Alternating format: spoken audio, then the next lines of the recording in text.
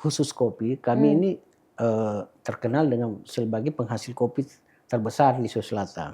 Wah. Cuman yang menjadi masalah adalah pengolahan. Iya, pengolahan. Kami justru lebih dikala branded di Toraja. Kopi Toraja dengan kopi Toraja. Kopi Toraja itu kan kalau kita masuk di mall-mall, di kafe-kafe yang roasting itu kan lebih banyak menawarkan kopi Toraja, kopi Medan, kopi ini kan. Nah, padahal kopi kami itu orang Toraja mengambil kopi di Lantimojong.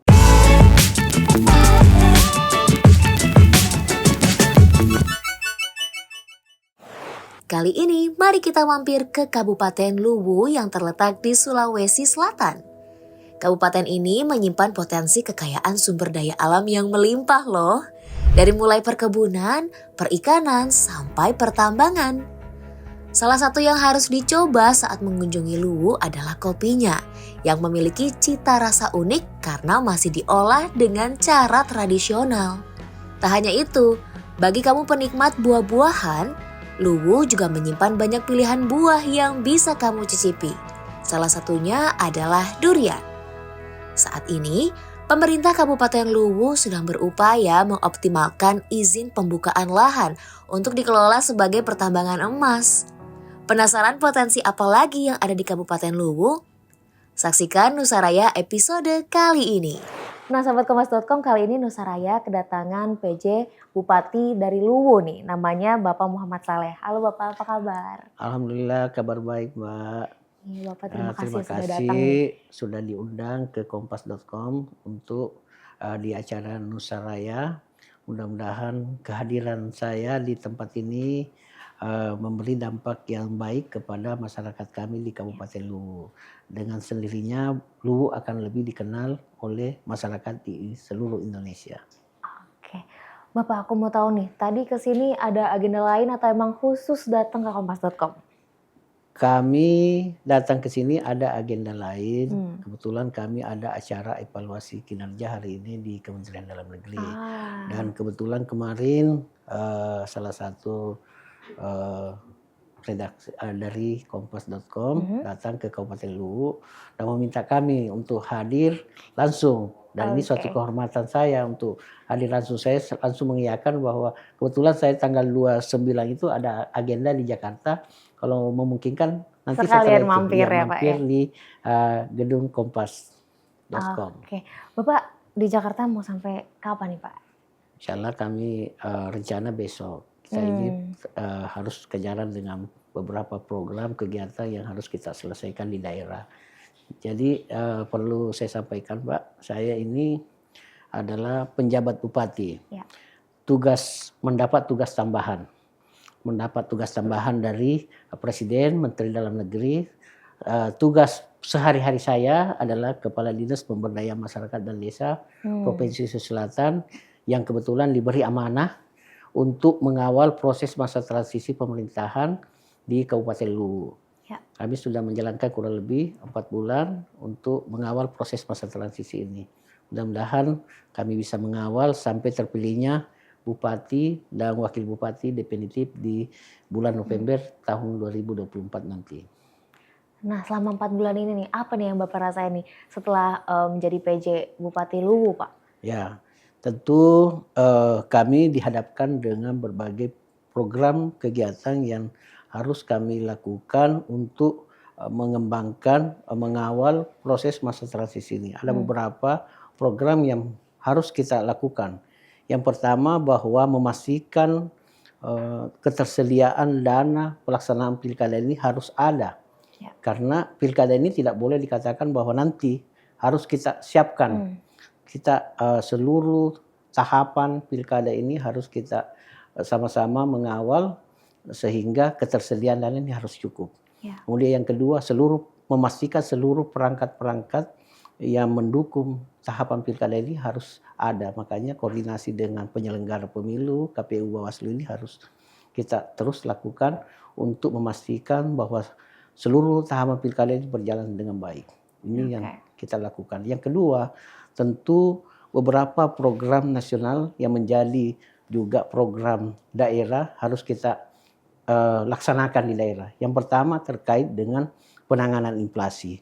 Penanganan inflasi ini bagaimana kita harus memastikan bahwa bahan pokok penting, sekarang bukan lagi komoditas bahan pokok saja, 9 bahan pokok ya, tapi bahan pokok penting ini harus bisa terjangkau harganya oleh masyarakat. Makanya kita menggalakkan operasi pasar, gelar pangan murah untuk memastikan harga-harga ini dapat terkendali dengan baik. Kemudian yang kedua, kita ingin supaya penanganan kemiskinan ekstrim ini bisa berjalan dengan baik. Bagaimana masyarakat ini kita tekan, beri dia pekerjaan, beri dia ini untuk bisa mendapatkan pekerjaan dan hasil serta pendapatan yang layak.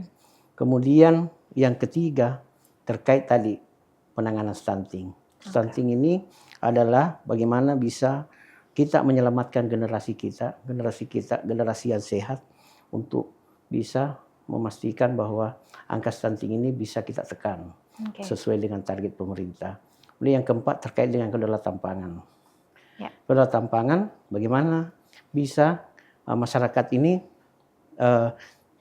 pangannya tercukupi, makannya terjamin. Makanya kita memprogramkan bagaimana kedaulatan pangan. Yang kelima terkait dengan konektivitas, sinergitas antara baik itu infrastruktur maupun sinergitas antara seluruh pemangku kepentingan harus berjalan. Kemudian yang keenam terkait bagaimana memastikan kondisi keamanan dan ketertiban masyarakat ini bisa kita lakukan dengan baik. Ini yang menjadi tugas utama kita, mengawal ini proses masa transisi pemerintah, Mbak. Cukup banyak ya Pak tugasnya ternyata menjadi seorang PJ Bupati. Iya, alhamdulillah ini amanah yang berat, tetapi kalau dikerjakan dengan ikhlas tentu akan lebih ringan. Betul. Pas sebelum kita mengulik nih soal Kabupaten Luwu, boleh diceritain nih Kabupaten Luwu itu seperti apa sih Pak? Ya baik Pak, Luwu ini adalah salah satu dari 3 kerajaan besar di Sulawesi Selatan. Luwu itu dulu kita kenal namanya Kerajaan Bone, Kerajaan Goa, Kerajaan Kedatuan Luwu. Luwu ini adalah satu dari 24 kabupaten kota di Sulawesi Selatan yang dulunya merupakan daerah induk. Jadi Luwu ini adalah satu dulu. Kemudian setelah perkembangan untuk memberikan pelayanan yang lebih kepada masyarakat karena daerahnya sangat luas, daya jangkaunya, sehingga dimekarkanlah Kabupaten Luwu ini. Kabupaten Luwu dimekarkan menjadi Kabupaten Luwu Utara. Yang pertama. Kedua, setelah Kabupaten Luwu Utara mekar, Luwu dimekarkan lagi ke Kota Palopo. Kota Palopo. Kemudian setelah terbentuk 3 kabupaten kota ini, kemudian Luwu Utara ini mekar menjadi Luwu Timur. Jadi Luwu ini sudah ada anak 2, ada cucu 1. Iya. Jadi sebenarnya Luwu tuh luas ya Pak. Jadi akhirnya luas sekali Pak. Dibagi-bagi wilayahnya. Kurang hampir 3/4 luas Sulawesi Selatan itu ada di Kabupaten Luwu Raya. Oke. Geografisnya seperti apa sih Pak? Apakah ada pegunungan ataukah di sana lebih ke pantai atau seperti apa Pak? Wilayah kami ini boleh dikata 3 dimensi Mbak. Lengkap. Jadi ada daratan, ada pantai, ada pegunungan. Ada pegunungan. Nah, untuk memaksimalkan 3 dimensi ini kami harus mencoba mengembangkan sektor-sektor yang memang menjadi andalan dan primadona kami yang terkait dengan pertanian. Pertanian itu pasti kita di daerah daratan. Ya, untuk komoditas padi, jagung dan lain sebagainya. Kemudian untuk pegunungan ini kami mengembangkan di sektor perkebunan. Misalnya kopi, durian, Kami ini penghasil durian terbesar, Pak. Durian juga nih ternyata. Iya, kami penghasil durian, penghasil kopi. Kemudian di sektor perikanan, kami ada 130 km panjang pantai. Di sepanjang pantai ini kita kembangkan rumput laut, kemudian sektor perikanan, kemudian perikanan air tawar, tambak dan lain sebagainya, ini yang kita kembangkan. Ya, soal durian tadi nih, kira-kira di Luwu tuh ada yang khas nggak sih mungkin duriannya daripada di tempat-tempat lain, Pak? Kami ada durian yang lebih spesial. Apa tuh? Durian namanya durian Saweri Galing. Durian Saweri Galing. Ini khas, Mbak. Bedanya ini apa, sekarang, Pak? Bedanya iya, ini kan sekarang ini kan kita ada duri hitam, kemudian ada durian motong, ada durian apa lagi itu? Bukan yang lebih kuning itu. Musangking. Durian musangking ini sementara kita kembangkan semua, Mbak. Kami tahun ini mengalokasikan anggaran untuk pengadaan bibit durian untuk durian yang spesifik seperti durian musangking, durian hitam kami kembangkan, karena kalau durian yang lokal Luwu ini sudah banyak. Tetapi salah satu kelemahan durian lokal itu kan pohonnya tinggi-tinggi, Mbak. Iya. Tapi biasanya kalau durian itu jatuh sendiri nggak sih, Pak? Kalau ada yang jatuh sendiri, ya matang jatuh sendiri. Iya. Oke, Bapak sendiri suka nggak nih sama durian? Jangan-jangan malah Bapak nggak suka nih sama durian? Ya harus dikontrol lah, Mbak. Iya kan. Oke, tadi selain ada durian ada juga kopi, tapi katanya di Luwu sendiri tuh lebih ke produksi aja ya, Pak? Maksudnya produksinya bukan di Luwu sendiri untuk bahan-bahan. Begini, Mbak. Jadi khusus kopi kami ini terkenal dengan sebagai penghasil kopi terbesar di Sulawesi Selatan. Cuman yang menjadi masalah adalah pengolahan. Kami justru lebih dikala branded di Toraja. Kopi Toraja dengan kopi Toraja. Kopi Toraja itu kan kalau kita masuk di mall-mall, di kafe-kafe yang roasting itu kan lebih banyak menawarkan kopi Toraja, kopi Medan, kopi ini kan. Padahal kopi kami itu orang Toraja mengambil kopi di Lantimojong. Ini menjadi PR bagi saya sebagai pemerintah daerah untuk bagaimana mengolah kopi Lantimojong ini harus berproduksi di sini. Makanya kami sudah membuat sentra pengembangan UMKM Barambing. Kami sudah masukkan beberapa UMKM di dalam untuk mengolah kopi Lantimojong ini, mengolah sendiri, kemudian meracik, mengemas sendiri, kemudian memasarkan. Nah, ini sudah mulai ada beberapa pasar kita, tetapi belum. Ini yang harus kita brand untuk bisa agar kopi Lantimojong ini bisa lebih minimal mendunia. Supaya ada nih satu brand kopi yang memang khas Luwu, bukan lagi di daerah lain ya, Pak ya? Kami punya produksi yang luar biasa, Mbak. Luar biasa, kopi Robusta, kopi Arabica ini luar biasa sekali. Dan itu yang menjadi pemikiran kami, kok kenapa orang lain yang harus menikmati hasilnya orang kopi Luwu. Harus kami yang produksi sendiri. Makanya kami di 3 bulan ini saya harus menggenjot sektor UMKM kami supaya bisa memproduksi sendiri, kopi sendiri, brand sendiri, kemudian mengemas sendiri, kemudian memasarkan sendiri. Itu. Iya, betul. Bapak, tapi Bapak sendiri sebenarnya suka nggak sih ngopi-ngopi, Pak? Wah, ini yang saya jadi pekerjaan rutin, Mbak. Boleh dikata 3 kali 1 sama dengan obat. Berarti sering banget nih ngopi-ngopi ya, Pak? Iya. Entah di rumah atau di kantor. Saya ini lebih suka pekerjaan-pekerjaan itu dibawa lebih santai, Mbak. Lebih tidak terlalu formal. Jadi saya kadang mengerjakan sesuatu tidak harus di kantor. Harus dimanapun bisa dijadikan kantor.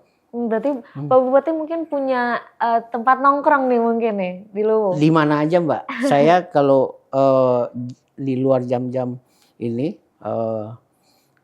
di mana saja saya sudah sampaikan semua teman-teman di Luwu.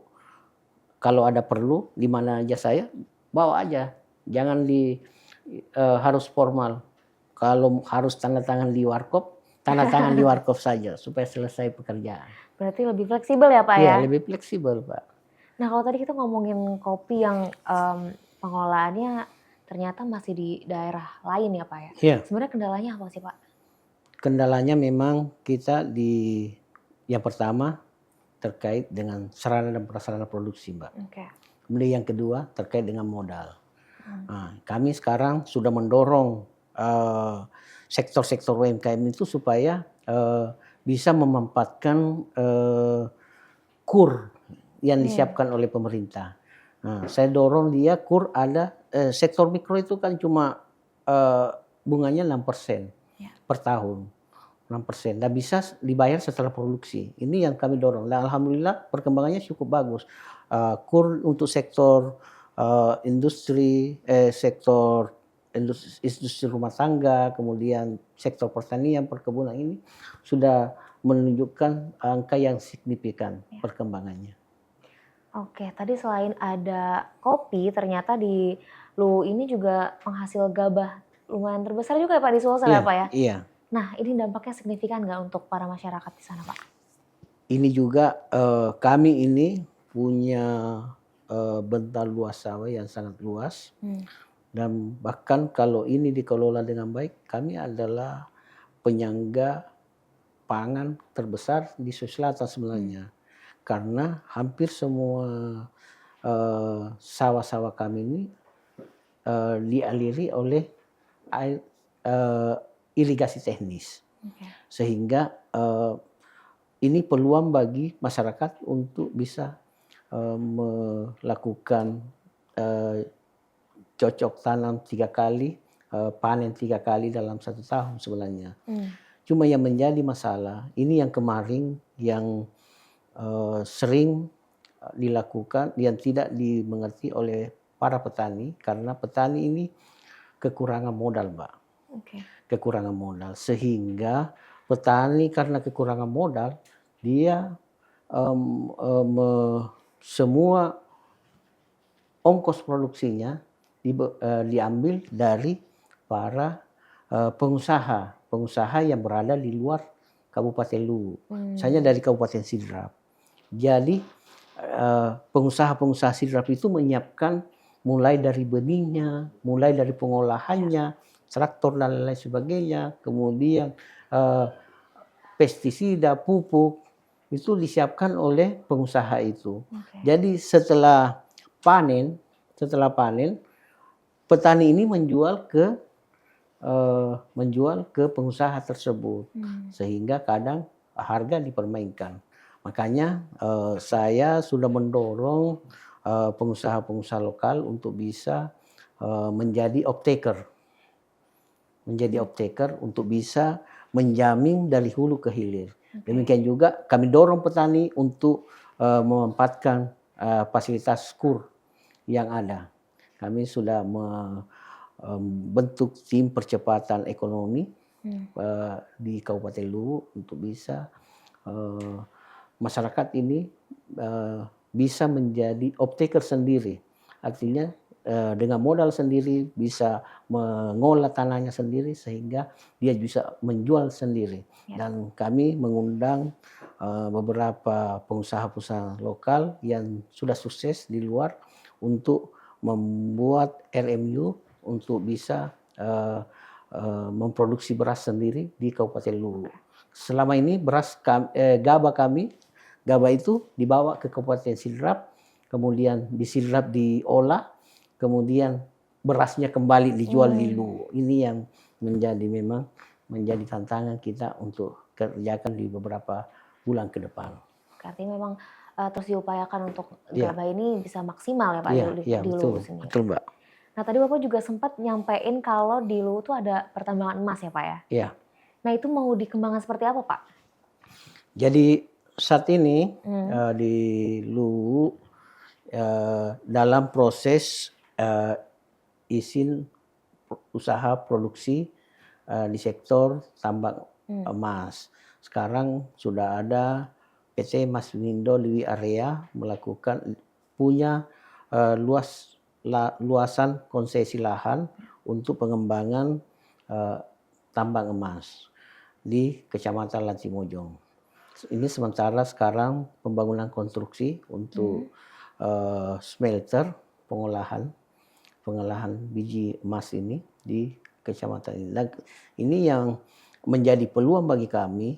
Yang pertama peluang di sektor tenaga kerja. Ya. Nah, sektor tenaga kerja pasti akan menyerap lebih banyak tenaga kerja. Kemudian yang kedua peluangnya di sektor pendapatan asli daerah. Dengan kehadiran investasi ini tentu akan memberi bagi hasil yang lebih besar kepada pemerintah daerah. Ingat ini tambang emas, Mbak. Ya. Kalau tambang emas ini pasti dia punya nilai ekonomi yang sangat tinggi kan. Betul. Dibanding sektor-sektor lain, misalnya batu bara dan lain sebagainya. Ini kalau ini bisa berproduksi, saya yakin dan percaya akan berdampak kepada kesejahteraan masyarakat Kabupaten Luwu. Yang kedua, sekarang ada smelter milik keluarga Yusuf Kalla, ada Bumi Mineral Sulawesi yang sementara sekarang sudah produksi untuk smelternya. Ini tetapi kami tidak punya bahan baku, Mbak. Bahan bakunya dimasukkan dari Sulawesi Tenggara, dari Luwu Timur, dari daerah-daerah penghasil nikel. Ornya dibawa ke Luwu, kemudian diproduksi menjadi ferronikel. Dan mungkin 2 bulan ke depan akan ada produksi baterai. Oke. Nah, Mas sendiri itu di Luwu memang baru ditemukan atau memang sebenarnya dari dulu tuh sudah ada, Pak? Sudah ada, Mbak. Sudah ada. Ini kandungan emas ini kan tidak datang begitu saja. Pasti sudah kandungan emas yang ada di Kabupaten Luwu sudah lama. Dan ini baru dalam 10 tahun terakhir ini baru perencanaan untuk dikembangkan. Bahkan di sepanjang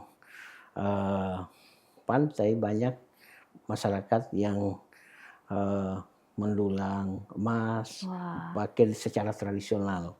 Yang seperti diayak itu ya, Pak ya? Iya, diayak itu. Iya. Ini tapi di tengah itu, Mbak, kami juga masih dalam suasana keprihatinan. Tanggal 3 Mei kemarin ini kami ada dampak bencana banjir dan longsor yang menewaskan kurang lebih 14 orang meninggal dunia. Ini dan saat ini kami masih dalam proses pemulihan. Masih statusnya sekarang masih tanggap darurat selama 1 bulan, berakhir tanggal 1 Juni nanti ini. Itu banjir akibat adanya hujan yang deras di sana atau seperti apa? Ini intensitas hujan dalam beberapa bulan ini memang cukup tinggi. Kemudian memang ini adalah siklus yang sering memang karena pertemuan antara air hujan yang sangat lebat ini kemudian terjadi pasang karena kami kan di daerah pantai, Mbak. Akhirnya itu air sungai meluap sampai ke pemukiman warga. Artinya memang di Luwu ini memang sering terjadi banjir, Pak? Sering. Kami punya iklim cuaca ini yang lebih banyak tinggi curah hujannya, Mbak. Pemkab sendiri ada upaya khusus nggak, Pak, untuk menangani banjir yang ternyata memang sering terjadi? Kami sekarang sementara menggalakkan penanaman pohon, penghijauan kembali, Mbak. Kami insya Allah tanggal 6 Juni ini di Hari Lingkungan Hidup kami sudah mengajak beberapa stakeholder untuk bisa menanam 1 juta pohon. Oke. Pak, aku juga mau nanya soal program-program Bapak nih sebagai PJ Bupati Luwu. Juga tadi memfokuskan diri untuk menyelesaikan stunting di Luwu, Pak. Ternyata Bapak punya program namanya Bening. Boleh dijelaskan nggak sih, Pak? Ini program seperti apa? Ya, Bening ini kami inisiasi sendiri, Mbak. Kami inisiasi karena melihat angka stunting kami yang masih cukup tinggi. Stunting kami ini masih ada di kisaran 27%, Mbak. 27%. 7%. Ini sehingga saya menginisiasi suatu program bahwa stunting ini tidak boleh diselesaikan oleh kelompok orang. Saya harus melibatkan banyak orang. Makanya dengan bening ini kami bening ini adalah Bapak Ibu Asus Stunting. Oke, ada singkatannya Pak ya? Iya, LUWU. Bapak Ibu Asus Stunting LUWU yang bertugas melakukan pendampingan, mengintervensi dengan memberi bantuan misalnya. Nah, kami sudah membagi beberapa kepala dinas, kepala badan, pimpinan vertikal, perbankan, pengusaha yang peduli dengan stunting ini untuk bersama-sama melakukan pendampingan. Jadi kami sudah punya data by name by address. Okay. By name by address inilah yang saya berikan kepada orang tua asuh ini, bahwa misalnya kepala dinas PU misalnya ada kasus stunting 20 yang harus menjadi fokus perhatiannya. Apakah harus memberikan makanan tambahan, vitamin, atau memang harus dirawat di rumah sakit. Ini yang harus kita terus jaga. Jadi kalau dengan pendampingan ini kita sudah menerima pelaporan dari mereka bahwa angka stunting di desa ini 20, penanggung jawabnya ini, bapak asuhnya ini, ya itu yang memberikan laporan, itu yang memberikan progres perkembangan. Sampai saat ini udah kelihatan belum nih Pak progresnya? Apakah sudah mulai Ya, terlihat penurunan? alhamdulillah sudah ada penurunan dalam 2 bulan ini berdasarkan IPPGM ini. Sudah ada penurunan angka-angka stunting kita. Mudah-mudahan karena kan stunting ini kan tidak boleh langsung kelihatan karena ada kan pola tumbuh kembang anak kan, ya yang harus ini. Yang jelas bahwa pola tumbuh kembang anak ini khususnya di 1000 HPK 1000 hari kehidupan pertama ini yang harus kita jaga. Oke. Pak, tadi kalau kita dengar ternyata lu punya gunungan, punya juga daratan, dan juga ada pantai juga. Kira-kira apakah Bapak punya program khusus nih untuk mengembangkan sektor pariwisata Pak di Luwu? Ya begini Mbak, ini juga harus kita kembangkan. Luwu ini berada di pesisir pantai timur Teluk Bone yang berhadapan dengan Provinsi Sulawesi Tenggara. Nah, dengan kondisi ini tentu kita berharap bahwa Luwu bisa berkembang dengan cepat. Nah, salah satu yang bisa berkembang cepat adalah sektor pariwisata. Kami ini punya pelabuhan tetapi walaupun belum dikelola secara optimal. Ini yang harus kami kelola karena suatu daerah yang tidak punya 3 sektor ini yang harus bergerak ini, sektor perhubungan, laut, udara, dan darat. Nah, perhubungan laut, pelabuhan kami belum optimal. Kemudian udara, kami alhamdulillah sekarang kami punya bandara. Bandara kami sudah ada penerbangan reguler setiap hari. Ada yang langsung ke Jakarta Pak atau perlu transit? Perlu transit ke Makassar. Ini kemarin juga saya sudah menyambangi kantor Citylink dengan Wings Air untuk membuka tambahan penerbangan, Mbak. Karena melihat kondisi sekarang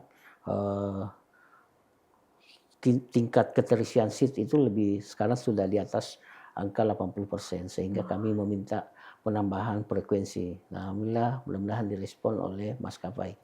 Nah, karena kenapa di Bandara Bua ini kita ini berdekatan, ada beberapa kabupaten yang berdekatan, Mbak, kan?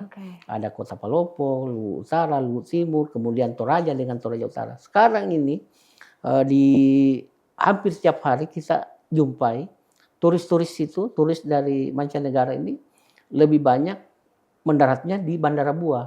Nah, makanya untuk menangkap peluang ini harus kami mengembangkan sektor pariwisata. Betul. Mulailah kami membuat tempat-tempat wisata yang berada di sekitar bandara ini untuk bisa ini. Ada namanya Pakalolo untuk agrowisata, ada apa lagi namanya? Wetido. Ya, yang ini. Jadi inilah yang kami ini, yang kurang dari kami sekarang ini sektor perhotelan dan restoran. Restoran sudah ada, sudah mulai tumbuh di sekitar bandara ini. Kami sudah ada ikan endemik, yang khas itu Malaja.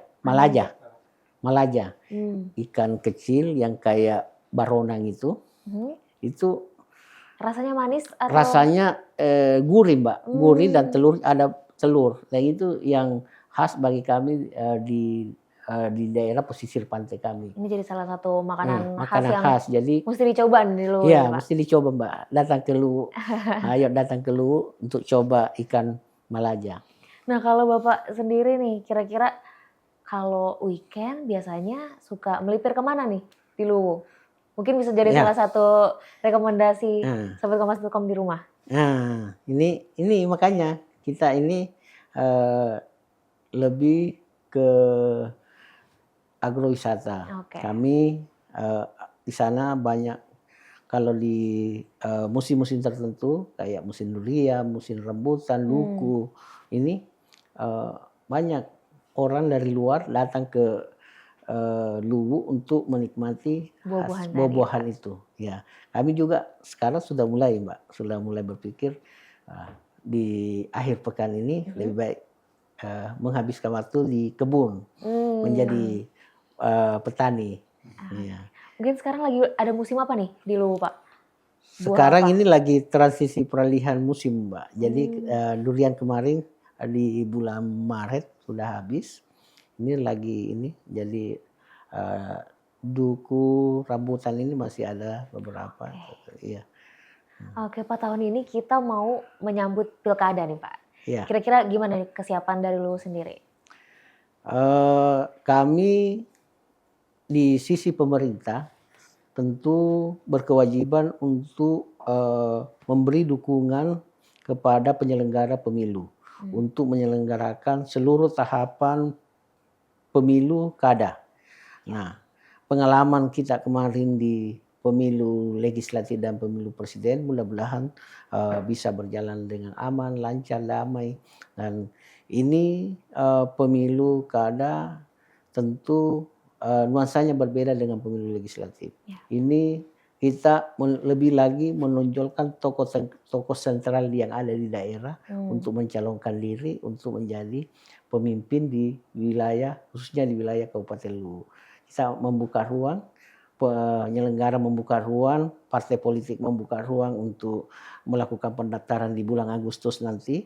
Siapa saja yang menjadi pilihan masyarakat, kita ini mendorong ASN kita untuk menjaga netralitasnya, dan kita ini selaku pemerintah menjadi wasit yang baik. Siapapun yang terpilih itulah pilihan masyarakat Kabupaten Luwu. Nah, Bapak Saleh sendiri nih kira-kira ada rencana untuk melanjutkankah untuk menjadi bupati atau gimana nih untuk kesiapan pilkada? Kalau saya ini adalah orang birokrat murni, Mbak. Jadi saya tidak punya cita-cita politik untuk menjadi calon bupati. Kami masih ada waktu kurang 5 tahun lebih sebagai ASN. Kami habiskan saja sebagai ASN. Mudah-mudahan bisa lebih meningkat lagi. Ya. Oke, kalau gitu pesan untuk bupati yang nanti akan menjabat di Luwu, Pak. Silakan, Pak. Tentu kami sangat berharap bahwa pilihan masyarakat Kabupaten Luwu nantinya ini adalah pilihan yang mencerminkan nuansa demokratis. Ini adalah pilihan semua tanpa tekanan dan paksaan, dan siapapun yang terpilih nantinya itulah yang akan melanjutkan kepemimpinan di Kabupaten Luwu. Banyak hal yang harus kita kerjakan, banyak hal yang menjadi pekerjaan rumah kepala daerah yang terpilih nanti. Mudah-mudahan dengan niat yang suci, niat yang baik, dia bisa melaksanakan seluruh program yang dia tawarkan pada saat kampanye nanti. Kemudian tentu muaranya kepada kesejahteraan masyarakat Kabupaten Luwu. Oke, Bapak terima kasih banyak sudah mau ngobrol-ngobrol nih di Nusaraya, Pak. Terima kasih banyak. Saya juga mengucapkan terima kasih dan penghargaan kepada kompas.com yang sudah memberi kesempatan kepada saya untuk ngobrol-ngobrol santai dengan teman-teman di kompas.com. Mudah-mudahan ini adalah langkah awal kami yang lebih baik untuk lebih memperkenalkan Luwu di mata masyarakat seluruh Indonesia. Oke, kalau gitu sahabat kompas.com, terima kasih sudah menyaksikan Nusaraya kali ini. Salam Nusaraya, semangat Bhinneka Indonesia Raya. Dadah.